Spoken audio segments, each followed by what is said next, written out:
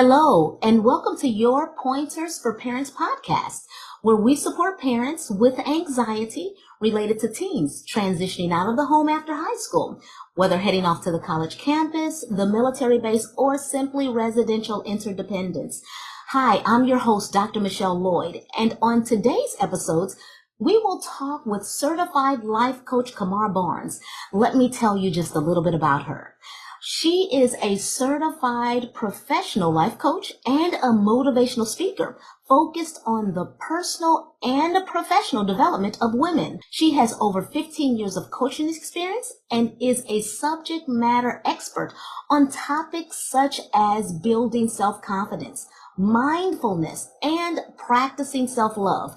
With over 20 years of experience working as a healthcare business professional, she holds an MBA, which is a Master's in Business Administration in Healthcare Administration, and she has a bachelor's degree in community health, and she holds a green belt certification in Lean Six Sigma, which is valuable, as many of you all know. She's a wife and a mother of two, and is the founder of Tiaras and Lipstick. I'm loving that name. Kamara has created an online resource, including a blog and a podcast of her very own. And listen, her goal is to motivate, support, and encourage women to know their worth, love themselves, and develop the mindset and roadmap to begin living their best lives ever. I so love that. So listen, let's lean in, let's listen and learn as we hear from certified life coach Kamara. Thank you so much again for being here, Kamara. I really appreciate the fact that you're here.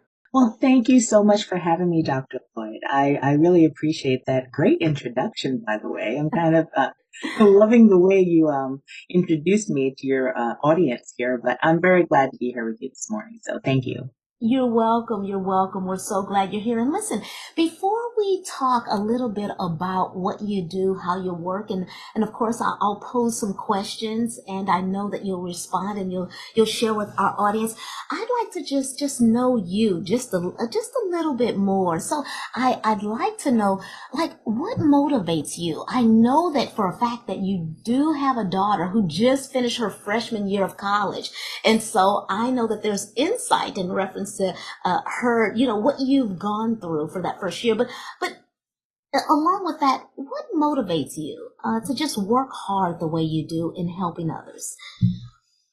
Very good question. And I think that it can definitely relate to the audience that you have here, Dr. Lloyd, because what has motivated me for many, many years has been my family, and it's specifically been my children.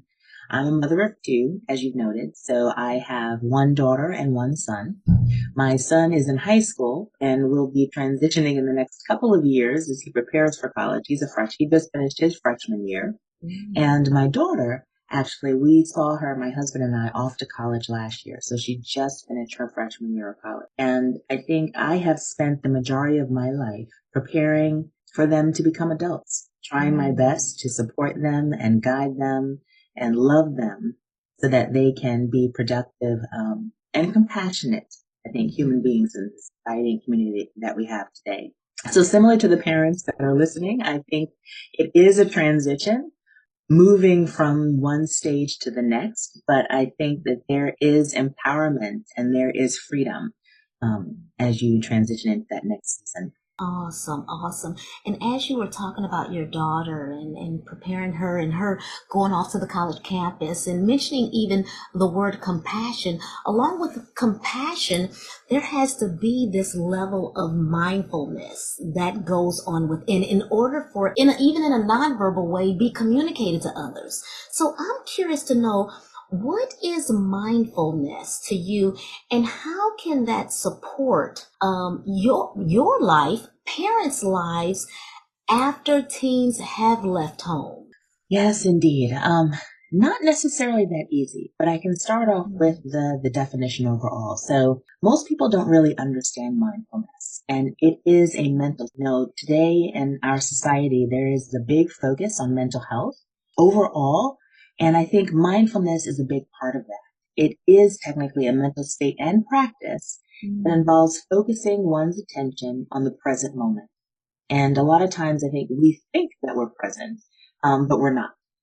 acknowledging and accepting one's thoughts and feelings and bodily sensations without judgment. And the without judgment is actually an important piece as well, because I find that as a parent myself, we tend to judge ourselves as well as children and others. But we tend to be very hard on ourselves, and we judge ourselves, I think, unnecessarily. And there is a form of non-judgment awareness that has to take place, and that's all inclusive of that mind. Oh, that's very good. That's very good. So, and when we talk and just in that same, along those same lines, when we're talking about mindfulness, like when should that even begin?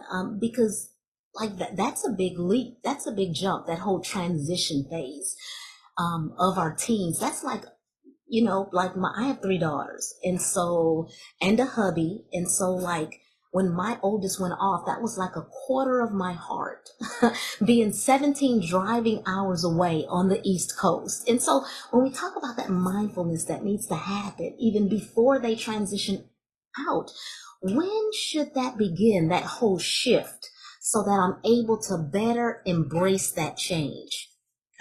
Good question. It should begin actually right away. The moment that you realize that it's just coming, whatever change is going to occur in your life, specifically, as we're talking, preparing to leave the home, that is when you need to start to change your mindset. The process takes time.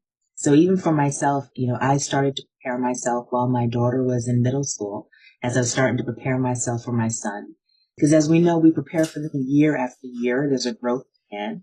But you have to prepare for that transition, moving from, when they're younger, a dictator, just telling them what to do, to like an instructor / guide where you're trying to help them along. And then you start to move into this support / advisor. And think that with each step, there is a shift in the change in your mindset and the change that you're going through, as well as, your teenager. There are core principles of mindfulness, and they involve intentional thinking and actually paying attention to the present moment while you prepare for the future. And I have found over time, similar to myself, that there are very few parents that actually practice this mindfulness, this heightened awareness of where they are and what's going on, because parents are so busy. They get wrapped up, as I have often done, in activities and responsibilities and errands, that you go through the motions similar to work, and you start to live the chores and the activities that you go through from day to day. And you're living through your children, and you're there to support them. But you're not mindful necessarily of the moment that you're in unless you're acknowledging the moment of that child. And I think as parents become empty nesters, it's important to be cognizant of being in the moment for themselves and knowing that, this is a moment where I'm, for example, celebrating this play my child is in. But, the play that they're in, what grade are they in? What stage are they? And how are you supporting them as a parent? Like, where are you in that stage? All the focus tends to be on the children most often. And in shifting that mindset, you said the timing is important because each moment in time is another step. And the first step is actually thinking about yourself in that new season of life as you continue to move forward. And it's a slow transition, to be honest. And I think there are things that you have to do to prepare to get there, and thinking, what did you do? What have you done in the past? What's changed or what's changing when, as your child goes away? What time you have now to explore other opportunities, and what time will you have? And then almost what will you do with that time? What will you do with yourself? What's on that bucket list for that next season that you're going into? So I think it's a step-by-step process, and it starts with starting to shift that mindset right away. That was so good. And Kamara, as you were talking, I was just thinking about all of the changes that you were mentioning. It's like there's a change in the mindset. There's a change in the relationship between you and your teens. And it's like,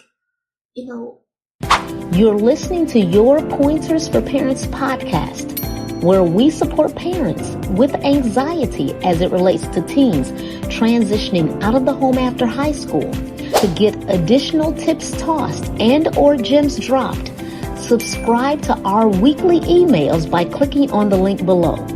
Now back to your Pointers for Parents podcast. Being cognizant of where am I in all of this that's going on? Where am I? And I think that in the midst of all of those changes and then remaining in touch with yourself, there has to be a level of like self-confidence, or else in the midst of those changes, then you'd be like moving. I mean, there would be so many ups and downs, it's already an emotional shift anyway. And so if we're out of touch with ourselves, then it's like we'd be all over the place. And so, but I think that, and for me, and it could be for some others, for me, the bottom line for me is Christ. I mean, I'd be stable in Christ. And then along with that, that's what gives me that self-confidence in the midst of all of those changes. So tell me, so when we talk about self-confidence, how important is, talking about being present and in touch with yourself, how important is self-confidence when planning for that next half, whatever that next half is, that next half of life? That self-confidence. Can you speak to that, please, Kamara? Yes, I can. Self-confidence is one of the things I talk about most often, I think, in my coaching practice. And it's so important on so many different levels. And it's not just about how we interact with others, but it really is that mindfulness, the mindset of how we feel and what we think of ourselves and where we are.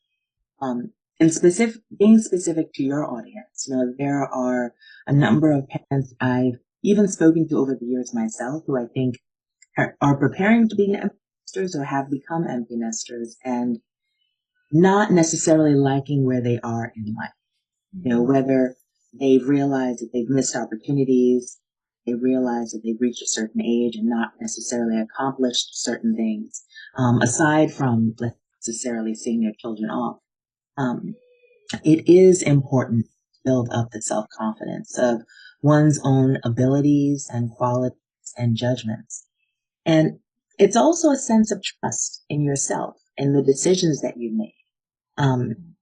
We tend to be hard on ourselves as parents, at least I feel that way, and parents that I have spoken to.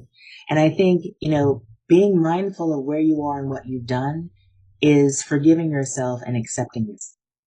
And part of that is also the process of going through a phase in which you're trying to develop and grow your self-confidence. Self-confidence is not necessarily a fixed trait. It's something that you develop and you strengthen over time.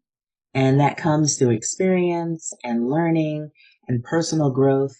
And it's trying to focus on keeping a positive mindset most of the time. And when you're a parent and your mindset is focused on others continually, you neglect yourself. And there sometimes is a lack of not just self-awareness that we're talking about with being mindful, but a lack of self-esteem or self-worth. And that affects your confidence and your abilities, not just to accomplish goals, but even just to how you interact with other people, how you approach certain tasks in your life. And, once children have moved on or taken a back seat and your focus then becomes more on yourself, you realize that, sometimes the confidence that lacking stops you from taking the steps to find fulfillment or happiness or achievement. And I think, overall, it's a process and a transition of emotions you go through. And over time, psychologically, that self-confidence helps to get you to that next step. Mm-hmm. And I totally agree with you. It's over time for that to just surface immediately for many who may lack or be without, as opposed to applying, putting pressure on ourselves to think that it would just suddenly arise. I'm so glad that you mentioned over time.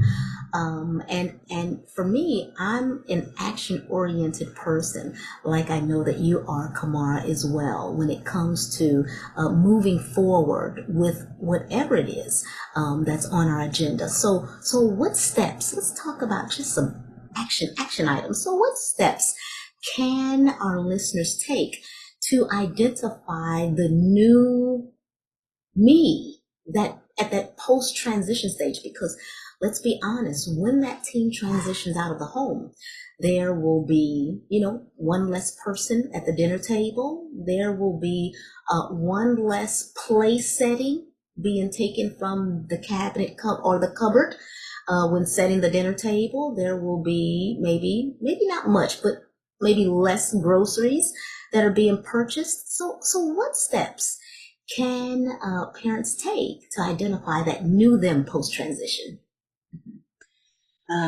Good question. I don't even know if I can cover all of the steps today, but I can definitely start with the first few.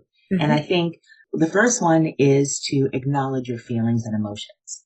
We tend to sometimes be hard on ourselves and feel guilty when we have certain emotions, whether it's sadness or loneliness when, your child goes away. In the mind, you tend to associate certain negative feelings with weakness. And I think that first step is acknowledging that it is a transition. It is a new season of life. It's something that you have to accept, whether you like it or not. And it's something that you're going to have a rush of emotions that will flood you that you need to just acknowledge. So whether it's sadness, worry, whether you feel overcome, I think taking the moment to understand the emotions that you're going through, you accept and acknowledge them and say it's okay. It's okay that at first I'm sad, I'm lonely, I'm not sure what to do. Maybe you're a little anxious about being alone in the home, or that your, child that you raised to this certain age is no longer there and you've lost that control and that capability to see and or be with them. I think that's the first step. But then the next step is acknowledging that you need to move on. It's very easy to get wrapped up in your past thoughts and patterns and routines and not look ahead. So, there's a phrase that says, self-preservation is the first rule of the nation. And, similar to what they teach us when we go into an airplane, if there's something that happens and there's turbulence and the air mask stop, it's the cliche because they say, parents are, tempted to reach over and put the oxygen mask on the child. But what do they teach us? They say to put the oxygen mask on yourself first. And, a lot of us as parents, we don't tend to do that. We tend to pour everything. And then that's part of the transition when that child moves on. And I think that first step is to put that oxygen, to acknowledge the feelings and then to put the oxygen mask on yourself. You've done your job. Your loved one has gone on. But that next step is to realize that you need to move on. And I think it's aligning your thoughts with reality and realizing that it is a new season. You need to prepare the same way you'd prepare for having that baby. Whether you adopted, whether you gave birth to this child that you've raised and sending off to school, you prepared for it. It was a mental, I'm sure, many mothers out there and fathers can relate. It's a mental mind shift to bring a child up. And how did you prepare? You read books, you practiced at home, you prepared the home, you made a room, you gathered family, you talked about it, you practiced what you would do, you bought tools and resources, and it's the same thing. As they move out, you need to think, okay, what do I do now? What do you do with your space? What does your time look like? How could you prepare? Do you seek out a coach like yourself, Dr. Lloyd, someone to listen to support you in your aspirations and how to cope with the feelings that you have? And what time is left for you to explore and what opportunities are out there at this stage of your life that you might want to explore? And it's going through a step-by-step process of moving on, the same way you prepared for your child to move in, you prepare for your child to move out.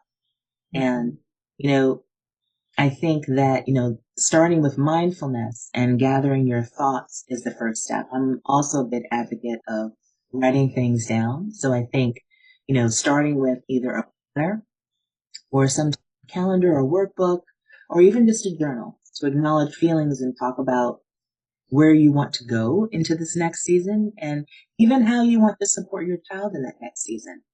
And over time, I think, like I said, as you develop and strengthen those skills and as you work through and listen to someone like yourself, as a coach, you start to read books, which I can recommend a few. You start to build that self-confidence and realize that there's a world out there that's waiting for you that's available to you without your child. Awesome. So powerful. And I love that quote, self-preservation is the rule of the nation. Is that the quote that you mentioned, Kamara? Yes, it's the first rule. So yes, thank you. I think it's important because I think we don't necessarily preserve ourselves. As parents, we give endlessly. And a lot of times we don't necessarily love and give back to ourselves. And, as our teens transition out of the home, as my daughter has transitioned out, I've realized that there's a wealth of opportunity for me now in this new season that if I didn't take the time to stop and think about, I wouldn't be exploring. And I think it's just really important as we prepare for any transition to prepare for this next one. I agree. Thank you so very much. And then you also mentioned that just journaling is good. Can you mention some other tools or resources that would support the effort of our listeners who are interested, yes, in shifting that mindset and moving forward? Well, one of my thoughts is definitely investing in a coach. So similar to yourself, we're both coaches, and I think people underestimate, I think, coaches can do. And I think one of the first steps is, just in listening to this podcast is reaching out for support and finding support groups or a coach that can work with you. Identifying and achieving personal goals just on a one-on-one is so important between a coach and a client relationship. And I think, getting the assistance of a trained professional cannot be underestimated. As coaches, we provide motivation, accountability, support, and we keep clients, you're like your parents, moving forward and taking action from week. So I think it is important to reach out to others, similar to yourself, to listen to resources that are out there. And there are also support groups for parents that are out there. I think there are a few that I have listed. I have to on my website, tiarasandlipstick.com, that some of your listeners can look up. And there are a few books actually to read. I think option B, Facing Adversity, Building Resilience, and Finding Joy by Sheryl Sandberg and Adam Grant is a good book. And it talks about transition and the stages that I think a lot of parents and a lot of families go through. And there's another one that I recommend. It's Mindfulness, How to Create Inner Peace, Happiness, and Declutter Your Mind by David Klein. And it's another book that takes you through some of the steps and actions that you need to take in order to go through those transitions. And then selfishly, I think I can plug in that I actually have a mindfulness workshop that I do virtually. I've had a successful launch last month in June, and I'm going to prepare for another one because I'm going to bring it back by popular demand. But I can share that I have a wait list going where people can actually try to reserve a spot. I haven't picked a date yet. I'm thinking probably late July or early August. And I kind of walk through all of the steps of mindfulness and what you go through, what you do to prepare. There's a workbook that I actually give all of my participants that you can journal and take notes. And it's a very nice, it's a webinar, but it's very interactive, and it's how I support a lot of my clients. So I'm trying to do it in a group forum, primarily to support women. My focus has been coaching women, but I've had some men creep in there as well, because as we know, a lot of what we talk about crosses both gender lines. Awesome. Fantastic. I have just been jotting down just all types of takeaways in reference to mindfulness, and also the changes that happen and what you've mentioned regarding that. And then that quote about self-preservation, and then reaching out. And you know what? Some individuals and or couples who are even skilled and knowledgeable regarding parenting, guess what? Even look, Michael Jordan needed a coach. He needed many coaches. And so there's still room to just grow and know and be more insightful, even if it has to do with a workshop or a webinar or a curriculum, if you will. So thank you so much for all that you've shared, such valuable information. And so for those who would like to connect with you, I know you mentioned your website and your webinar. Do you have some handles on social media, Kamara? You can find me on Facebook and Instagram. You can just look up Tiaras and Lipstick, and I will pop out there. You can visit my website. You can go to my day handles that way. It's tiarasandlipstick.com. So tiaras and lipstick, all one word. And then for any of your listeners that are looking to actually just talk with me, they can feel free to email me. If they visit my website, they can contact me via email. And by all means, they can even schedule a free consultation to talk with me about mindfulness. If they have questions, concerns, if they're looking to see what the webinar is about or what steps they can take, possibly with a personal life coach as well, to complement some of the things that they're working on with you, Dr. Lloyd, I would be happy to consult with them as well to see how I can possibly assist them also. Sure. Awesome. Thank you. So there you have it, parents. Our life coach, Kamara, has come on certified. So glad that you've spent this time with us. Thank you so very much, Kamara. And to our listeners, remember to follow us on Instagram at Pointers for Parents Podcast. Or better yet, our podcast on at Pointers for Parents. And then also you will want to be here next week because you will hear the testimony of a parent who have had two teens transition out of the home and how she has dealt with that, how Laura has handled that, and then the emotions as it pertains to that experience. So listen, thank you all so very much. We really enjoyed speaking with you. You know Kamara's information in reference to contacting her. We know that you will be on social media and hearing more about this podcast and even listening to it. Enjoy the rest of your day, and God bless to you all.